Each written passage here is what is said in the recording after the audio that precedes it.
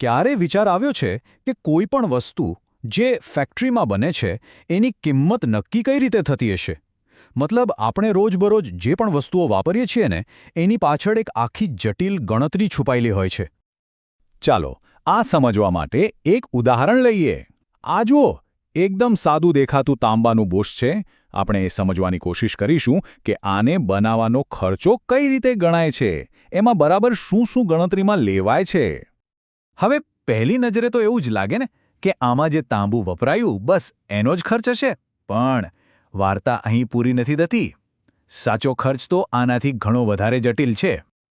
કોઈ પણ પ્રોડક્ટની કોસ્ટિંગમાં સૌથી પહેલો અને સૌથી દેખીતો જે ખર્ચ છે એ છે એનો કાચો માલ. તો ચાલો સૌથી પહેલાં આ જ લેયરને સમજીએ. જુઓ, કોઈ પણ વસ્તુ બનાવવી હોય તો એની શરૂઆત કાચા માલની કિંમતથી જ થાય છે. આ એકદમ પાયાની વાત છે, કારણ કે કાચા માલ વગર તો કશું બનવાનું જ નથી, ખરું ને? પણ આમાં પણ એક મજાની વાત છે. માલ સામાનનો ખર્ચ પણ છે ને બે ભાગમાં વહેંચાયેલો છે. એક છે પ્રત્યક્ષ અને બીજો અપ્રત્યક્ષ. હવે પ્રત્યક્ષ એટલે શું? તો કે જે વસ્તુ પ્રોડક્ટમાં સીધી દેખાય, જેમ કે આ બુશમાં તાંબાનો સળિયો.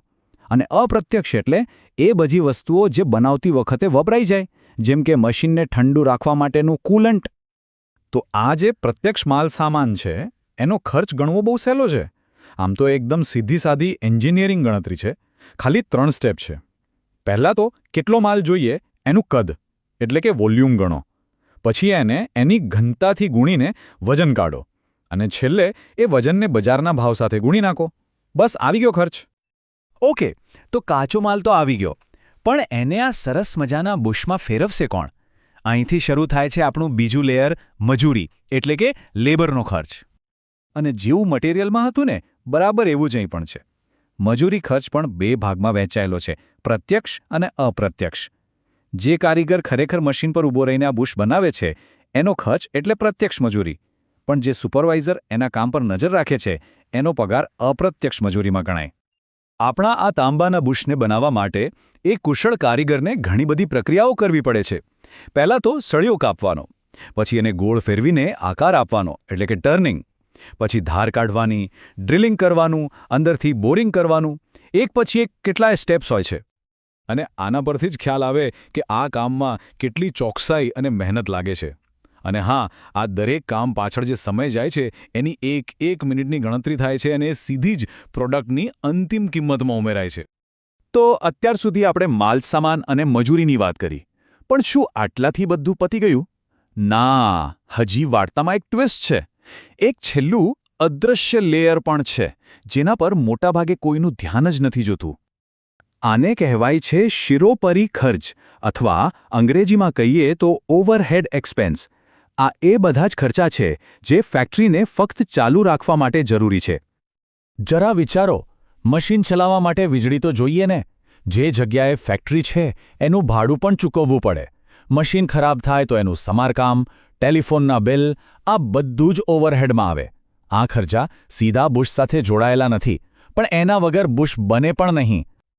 તો જ્યારે આપણે આ ત્રણેયને ભેગા કરીએ, માલસામાન, મજૂરી અને ઓવરહેડ્સ, ત્યારે આપણને કોઈપણ પ્રોડક્ટનો સાચો અને કુલ ખર્ચ મળે છે.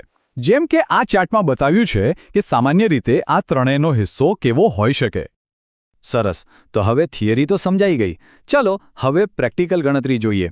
આપણા આ તાંબાના બુશ માટે આ ત્રણેય ખર્ચા ભેગા થઈને કેટલા થાય છે એનું એક સરળ ઉદાહરણ જોઈએ. તો જુઓ, આપણે આંકડા પર નજર કરીએ. કાચા માલનો ખર્ચ એટલે કે તાંબાનો ખર્ચ છે લગભગ ₹1,287. પછી એને બનાવવા માટે જે કારીગરનો સમય ગયો એનો ખર્ચ એટલે કે પ્રત્યક્ષ મજૂરી લગભગ ₹500. અને છેલ્લે ફેક્ટરીના બીજા બધા ખર્ચાઓ એટલે કે ઓવરહેડ્સ લગભગ ₹350. હવે આ બધાનો સરવાળો કરીએ. અને આ બધી જ ગણતરીના અંતે આપણને એક ફાઇનલ આંકડો મળે છે ₹2,137. બસ આ જ છે એ એક નાનકડા બુશને બનાવવાનો વાસ્તવિક ખર્ચ. તો આ આખી વાતનો સાર શું છે? એ જ કે દરેક વસ્તુ જે ફેક્ટરીમાં બને છે, ભલેને એ નાની પેન હોય કે મોટી કાર, એની પાછળ માલસામાન, મજૂરી અને ઓવરહેડ્સના આવા છુપાયેલા લેયર્સ હોય જ છે. હવે પછી જ્યારે કોઈ વસ્તુની કિંમત પર નજર પડે ત્યારે યાદ કરજો, એની પાછળ એક આખી વાર્તા છુપાયેલી છે.